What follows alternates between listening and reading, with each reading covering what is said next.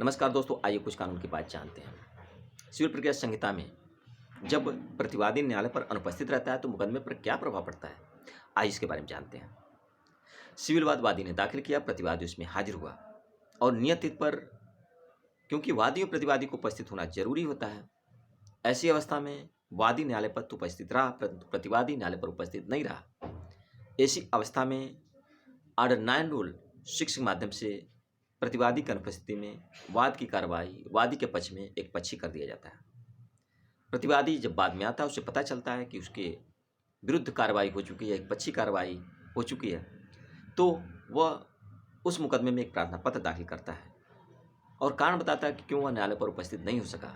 एक रीजनेबल कारण देता है कि उसे सुनकर के कोई गुण दोष के आधार पर निर्णय किया जाए और रिकाल प्रार्थना पत्र देता है।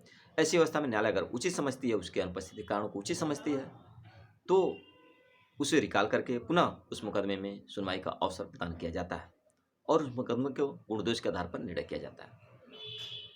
एक अवस्था ऐसे भी आती है जब वादी ने वाद दाखिल किया और प्रतिवादी की अनुपस्थिति में मुकदमे की कार्रवाई पक्षी कर दिया जाता है और उसे एक पक्षी निर्णय एवं डिग्री भी प्रदान कर दिया जाता है वादी को।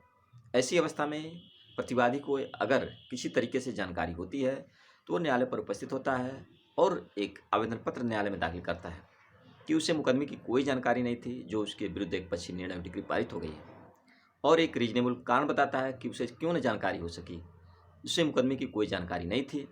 उसे भी सुन करके उस मुकदमे में जो एक पक्षी निर्णय हो चुका है, एक पक्षी डिग्री प्राप्त हो चुकी है, सुन करके गुण दोष के आधार पर कोई निर्णय दिया जाए, उसे भी सुना जाए।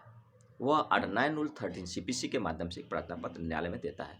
न्यायालय अगर उचित समझता है तो उसे सुन करके गुण दोष के आधार पर निर्णय करने का आदेश देता है। दोस्तों, जानकारी कैसी लगी? अगर अच्छी लगी तो लाइक करें, शेयर करें, सब्सक्राइब करें। धन्यवाद।